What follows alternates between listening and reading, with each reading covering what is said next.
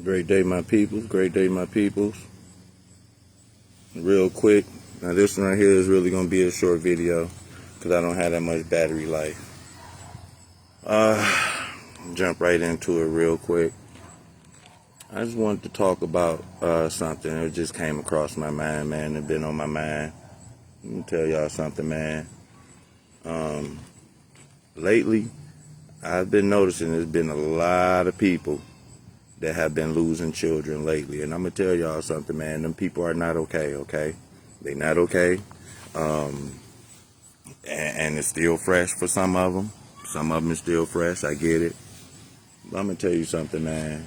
One of the toughest things that we have to go through when we're in the beginning processes of this stuff right here, one of the beginning things that we have an issue with is when it comes down to identifying your child, man. I'm telling you, that right there is if you can get to that step right there, I'm telling you that right there is a crusher right there. Because see, let me tell you something, like an example for me, right?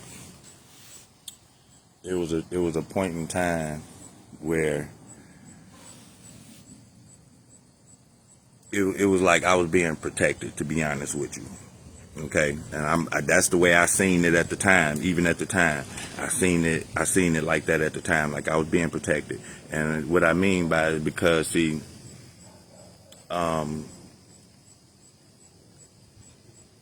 when I was at the scene from when the incident happened with my son, and I got there, see, I couldn't identify my son. That was the thing.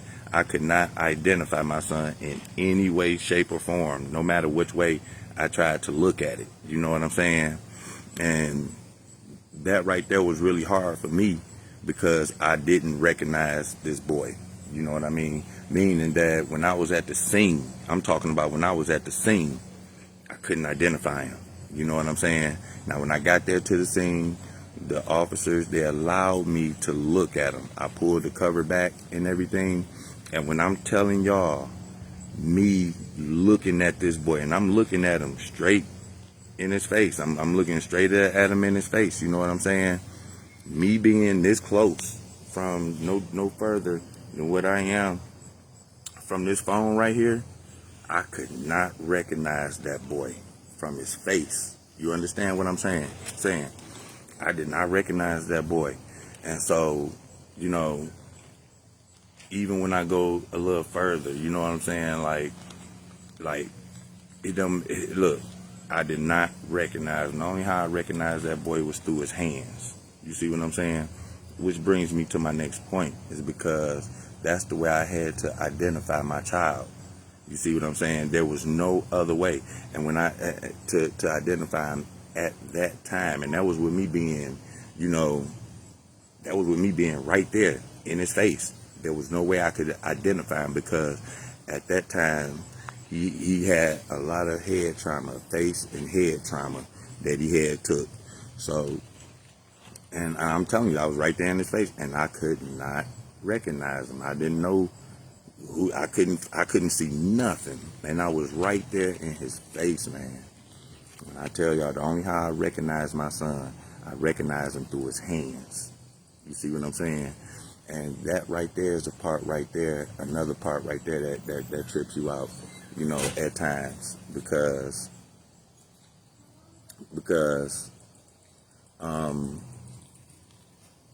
the way you have to identify them, like, it's one thing when you already have to go through something to identify your child. Take that back in there. Y'all go back in there.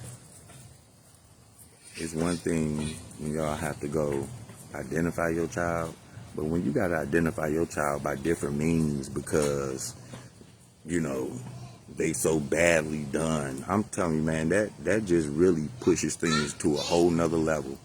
You know what I mean? Because of the mind does that. It does it. It make you feel that pain, even though they may have not been the one to be able to feel it. They may not have been, conscious to feel the pain the way it look. You know what I'm saying? The way that pain looks, the way that it looks. And then here go the thing. So I couldn't see it right there at the scene. We goes down to the hospital afterwards. And when we get down there to the hospital, now let me tell y'all something. When y'all go down there to these hospitals, these people cannot deny y'all to see y'all people.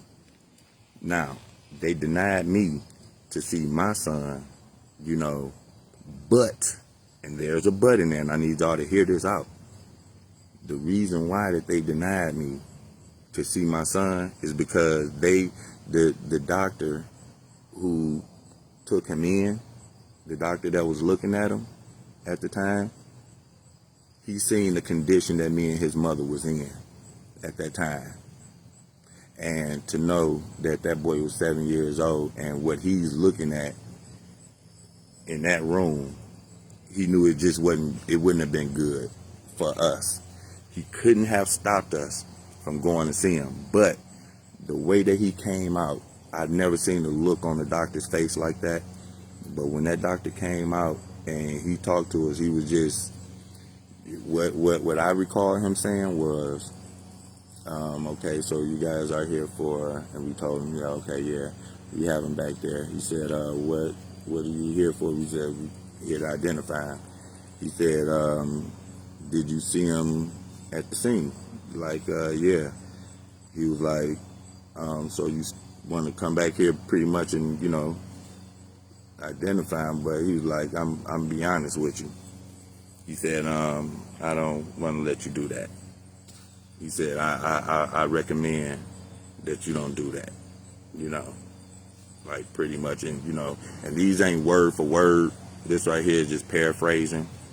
The way he said that and the way he looked when he said that, even at that time, I still used discernment. I didn't get all fired up and tell him he had to let me see my son and all this other stuff. No, I didn't do none of that.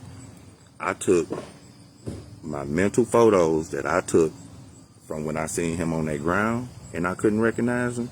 And the way that doctor was talking, I knew that right there at that point was for my own greater good. That I did not see at that time, that I did not see that boy like that. That was for my own greater good at that point. So, mind you, I couldn't recognize him at the scene. I get to the hospital. The doctor said, no, we don't want to see it. And so I tried to press the issue a little bit. And I said, well, yeah, we still want to see him. He said, well, you've seen him. Like, in so many words, he just basically came out and said, well, I mean, I know you want to see him, but there's nothing there. And I don't want y'all to have to see that because, it's like there's nothing there. And when he said that, I knew he wasn't lying. I knew he wasn't lying. When he said that, I knew he wasn't lying when he said that. So I didn't press the issue. We got up and we left. That's what we did. Now, because I wasn't able to identify him or recognize him that early on, lets me know that I had to be being protected by something or somebody at that time, because who knows how I would have reacted at that time. Who knows? I don't know. You know what I'm saying? But it was something that was always in the way, stopping me from seeing him at that time. And then it got to a point to where now your protection is about to leave, because now it's something that needs to be done that you can't get around. And what is that? That's that medical examiner's office. So everything that you could not see at that point, at least from the neck up, you are going to see all of it. You know what I'm saying? That was tight, because when I walked up in there, they had that boy head wrapped around with a towel. Half his face was gone. You know what I'm saying? Like on the other side of his cheek, over here, you can see where his face had slid on the ground. And, I guess after the fact, but at impact of that right there, just looking at the vehicle from what I seen, and then looking at that boy on them autopsy pictures and stuff like that, I could put that picture together. Now, I still haven't seen the actual footage, the actual footage of the incident. I still haven't seen that right there yet. I only seen what y'all seen, whatever was on the news. I still ain't seen that right there. But when I go down there, when you go down there, now you're not identifying them by your hands and all this other stuff no more. You identifying them by face.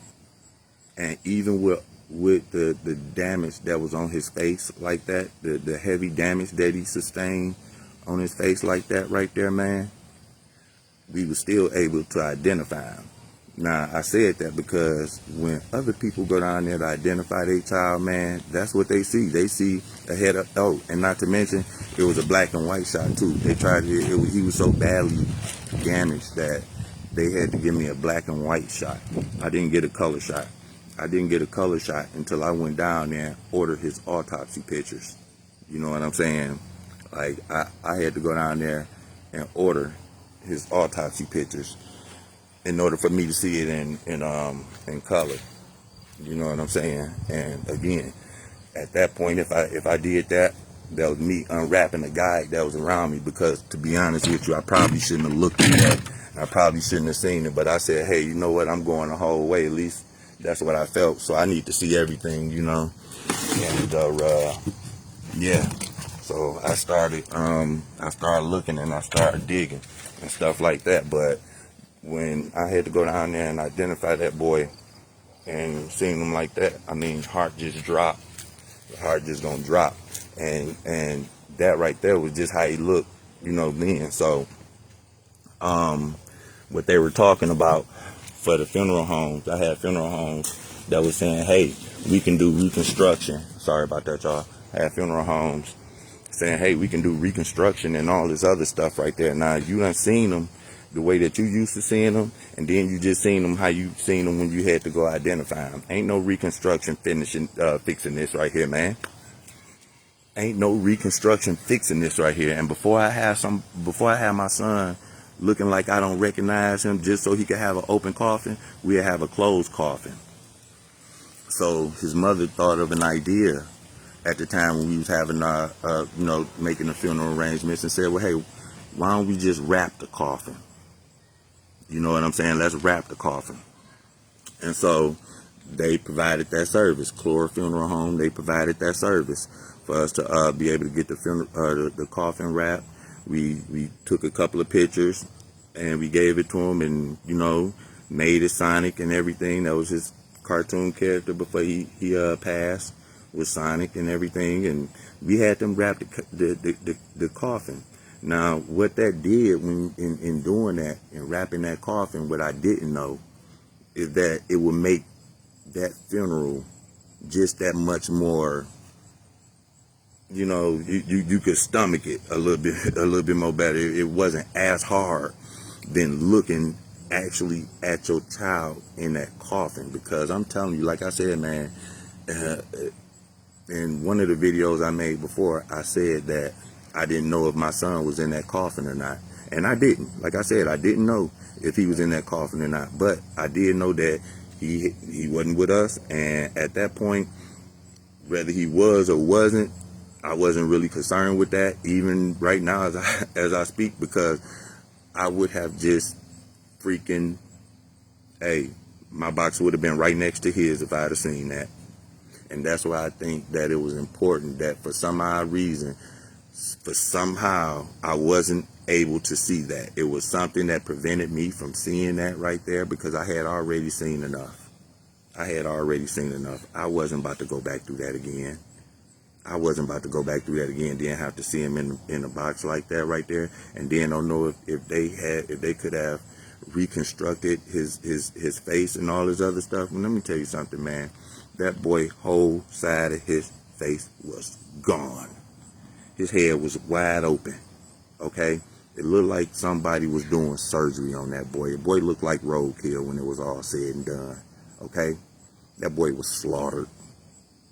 And if you look at your child slaughtered like that, and you talking about some guy had to go identify something, man, you don't know what that parent done seen when they had to go identify their child up there at that place before y'all seen them all cleaned up at the service.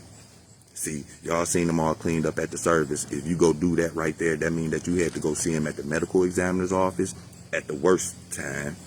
And then you turned around and buried him where you tried to clean him up. And then you got to live with that right there as well.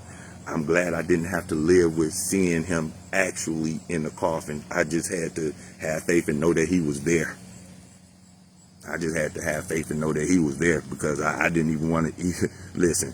I didn't even want to open up the coffin just to see if there was a body in there. I probably wouldn't have been able to take, just looking at an arm or something like that. And I know it's his, man, please, And so you get some people, they say that, hey, you're really strong and all this other stuff. When you looking at stuff like that, you don't see 10 months down the road. You don't see 2 weeks ahead. You don't see nothing beyond where you at that moment. When you in a situation like that right there, you don't see nothing past that moment. You can't see 10 months ahead. I'm 10 months now. If you would have told me that I'd have been able to that I would have lived 10 months after that right there, and I'd have found something else better to do with my time. I'd have found something else better. But in them 10 months right there, a lot of 7.5 of those months, baby, you're going to be sitting down. It's going to be a while. It's going to be a while. It take you a while to get back up. It take you a while to get back up. I'm not playing. And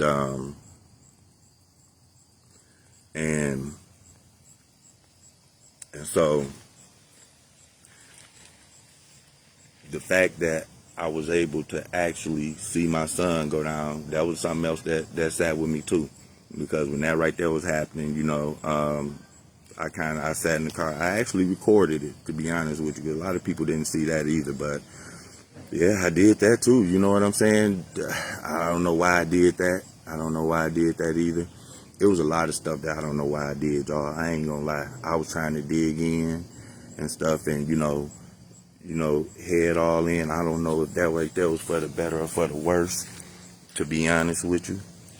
But hey, I had to know everything, man. That was my junior, man. I had to know everything, as much as I could stand anyway. You know what I'm saying?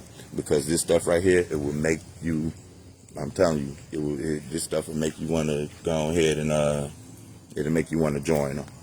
I'm not playing. If you didn't have other kids, man, in some of these cases, dude, I swear, if you didn't have kids in some of these other cases, and you really, man, listen.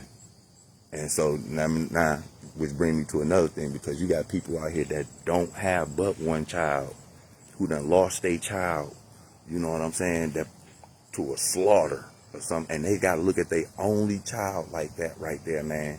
See, that's why when I be over here talking, I try to open up the airways, for people to be able to express themselves like I'm expressing myself, man. Because like I said, I didn't go to grief counseling. This is my grief counseling. This right here is the way I therapy myself. You know what I'm saying? I could talk to many people, and that's what I try to do. Tell y'all my experience. You know what I'm saying? It's not for nobody to feel sorry for me or nothing like that right there. It's just document my journey along the way. Whatever you could take out of it, take out of it. But yeah, over there on my TikTok page over there, I mean, it's a lot of people. When y'all start hearing some of these stories, man, like if you grieving, and my page over there on TikTok, I would recommend y'all go over there and read some of those comments. Go down some of these comments, man. Some of these people and stuff that they talking about over there. It's a lot of people that feel just like this right here, and some of these people don't have nowhere to turn to, because a lot of people that give people like us advices, they ain't lost no kid. I had one dude on there tell me, he commented on my post when I told him, when I made a video, one of my video clips on there was saying that I didn't know if my son was in a coffin or not. One dude commented on there and said, well, I still would have went down there and checked anyway. I'd have checked on mine, such and such. And I told him, I said, well, we was up under a lot of pressure, this, that, and the other, and blah, blah, blah. And then I turned around and hit him with the how did you do it at your child's service? I asked him, I said, was your child able to have a open coffin? He turned around, oh no, he ain't had no his kid ain't dead, you know what I'm saying? He couldn't imagine the pain and all this other stuff. See, that's what I be talking about. You would say what you would do, but you don't know what you would do when you in that situation. There's a whole lot of people that would say, you know, what they'd do, and you would never know until you are in that situation, man, because when you in that situation, you don't know what you would do, because you really just literally don't know what you're going to do. You don't have no thought. You don't have nothing. You just numb, and you are just there. Okay? You don't have none of that stuff. Ain't know what you gonna do and all this other stuff, man. You sitting back and you thinking, and the stuff that's going through your head, it might not be nothing good at that point. You know what I'm saying? You just had to go down here and identify your child. You just had to go down here and identify your child, man. I don't want nothing to eat. You can't bring enough food over here. You know what I'm saying? Yeah, the company is going to be good for the time being and everything, but at the same token, now I feel like I'm being watched. It's a lot of people, you know, that for some odd reason, I'm not saying people want to see you and see them in their coffin, but they do want to see them in their coffin. You start getting people just, you know, coming out the woodwork all over everywhere, and they telling you stuff that they probably wouldn't work for themselves if they was in these shoes. You know what I'm saying? And it don't work out for you. You know, it like really don't help the situation, but you try to be nice and cordial with people, because you do got to understand that some of these people will be your support team. Okay? It's important that you have a support team. Don't try to do this stuff by yourself. Don't try to do it by yourself. Have a support team, and then you go by doing your recovery whichever way you see fit, man. You do your recovery the way that you see fit. For me, this right here is part of what I do, you know what I'm saying, for my recovery. I come out here and I talk to y'all on the phone. One of the first times I've been outside talking, but come out here, man, and I talk to y'all on the phone, man. You know, and get out some of this stuff right here. And even with me doing that, I still have bad days. You know what I'm saying? My days don't, you know, be worth nothing. I had a moment last night. I sure did. I had a moment last night. I done woke up 3 o'clock in the morning, went back to sleep, went to sleep for a long time, woke up, it's 3:21. You know what I'm saying? And I thought I was asleep for a long time. You know, and then eventually you just get up and then you go back to sleep. You don't have no energy, man. This stuff right here, it will do something to you. It don't only just do something to you mentally, it does stuff to you physically as well, man. You start losing weight. You don't care about nothing. And I'm gonna tell you something else that it do too. Anything that you got going on, I want you to hear this right here. Anything that you got going on that's fragile in your life, anything that's going on in your life that's fragile, that's not really stable, like, guess what? All that stuff gonna fall off. All that stuff gonna fall off. Anything that, after you just done went and seen your child like that, anything that's in your life that's fragile don't mean nothing to you. Man, listen, all that stuff about to fall off. You a whole new different person. All that fragile stuff, if you had any relationships or anything that was fragile, that shit about to get cut off. Hey, that's about to get done. You got anybody that was around you that was fake or anything like that, you about to stop dealing with them. You know what I'm saying? In many cases, all the gossip and all that stuff that you probably used to listen to, that stuff is done. You in a different spot right now. I'm telling you. When you have to go do that, it does something to your whole. You gonna literally look at the world out these eyes right here. You gonna watch this doggone world change right before your eyes. After that, and you ain't gonna never forget it.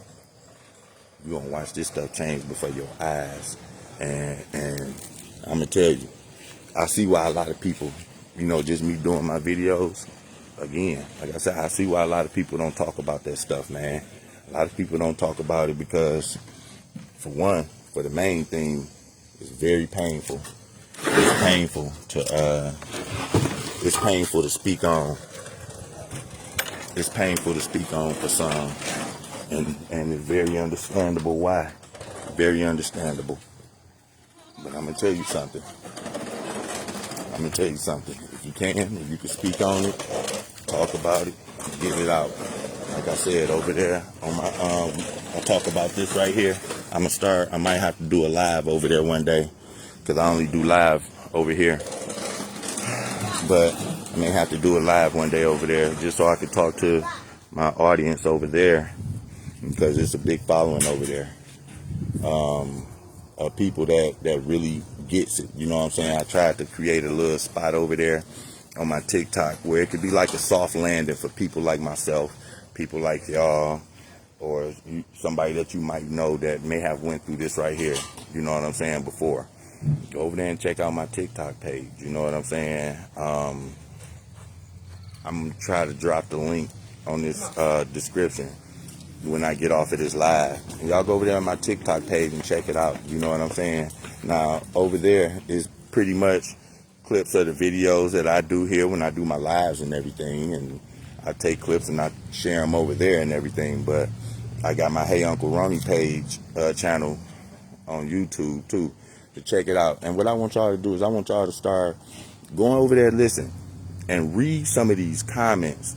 You know what I'm saying? Go through the comments and read some of these comments and listen to what some of these people are saying.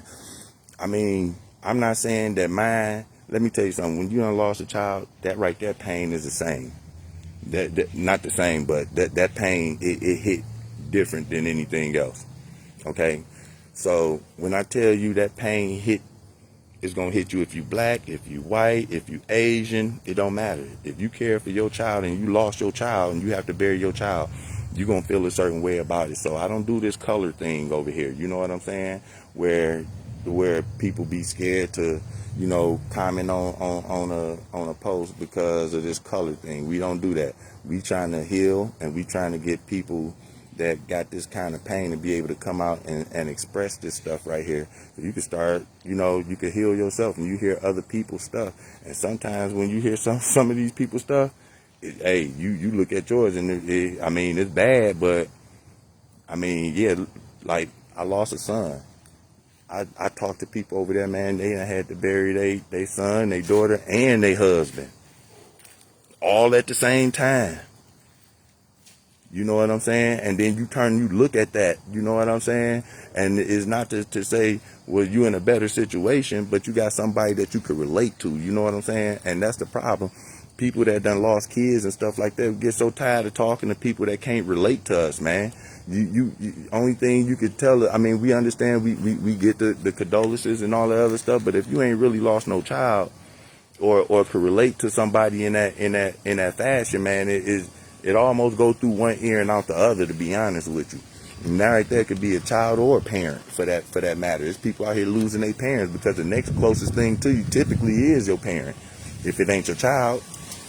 You know what I'm saying? So, yeah, you know, we want to hear from people in many cases that have been through this stuff right here, because people that done been through this stuff, we don't say this, we don't use the same language that the people that haven't been through this stuff use. You know what I'm saying? And the people that haven't been through this, the language that they use, they be kind with it, and we understand it, but it just be the wrong time to be hearing it. Right time for y'all, wrong time for us, Jack. You want to hear it. You know what I'm saying? Like, what the main thing a person in that case, in that situation needs, is probably somebody that's just gonna sit there with them and be quiet. Don't say nothing. Just don't say nothing. You know what I'm saying? If y'all alone. Now, of course, if y'all in a setting to where, you know, everybody is, you know, congregating with everybody, quite obviously, yeah, you want to, but you know, if y'all just alone or something, check up on that person. That person gonna need some support. That person gonna need some support. They're gonna need somebody to keep their eye out for them, to make sure the stuff. Because I'm telling you, man, listen, when they child passed, it was a lot of stuff that was revealed around them. There was a lot of stuff that was revealed that they probably didn't know about or had a feeling of, and then it just came to light and everything. You seen it. You start seeing all the stuff, all the demons and all the Babylon type stuff. All that stuff just started to come afloat. You start to see that stuff. You know what I'm saying? When you go look at your child, And then you come back and then you look at reality, you know, you get back home and you start looking at all the other stuff around you, everything's gonna look different. Everything's gonna look different. And I tell you everything, I mean everything is gonna look different. You know what I'm saying? So for us that had to go identify our child, you know what I'm saying? Like, that's not easy, because like for y'all that's attending that service, when y'all attend that service, y'all see the good part of what the person that had to go view him at the medical exam, y'all didn't see that part. And I'm gonna tell you something, not even so much of that right there either. It gets so overwhelming sometimes, man. You ain't even got time to grieve. Have you did like that? Have you been like that? Sometimes you get to putting stuff together, trying to put stuff together, stuff ain't right. And mind you, because you're not thinking right. And this right here, mainly, I had help, but it's mainly for people that don't have no help, because you got some people that don't have the support and they really have to go through this stuff alone. By the time they get done going through all that stuff, man, they ain't even got time to grieve. Do you understand me? They don't have time to grieve, and then y'all wonder why these people be having mental breakdowns and stuff like that, because they haven't had the proper time to grieve. They haven't properly grieved yet. You know what I'm saying? And it's hard for them to do that. I'm telling you, you know how hard it is to grieve around your family? Do you know how hard it is to grieve around your kids? Your significant other, for that matter. It's hard to grieve around those people, man. It's hard. You know, you don't want them to see you in that condition, even though it's quite understandable. But I'm telling you, every strong structure has a breaking point.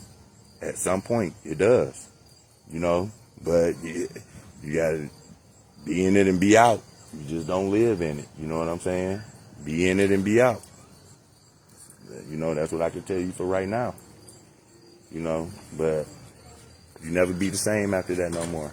And that picture never leave your face. What I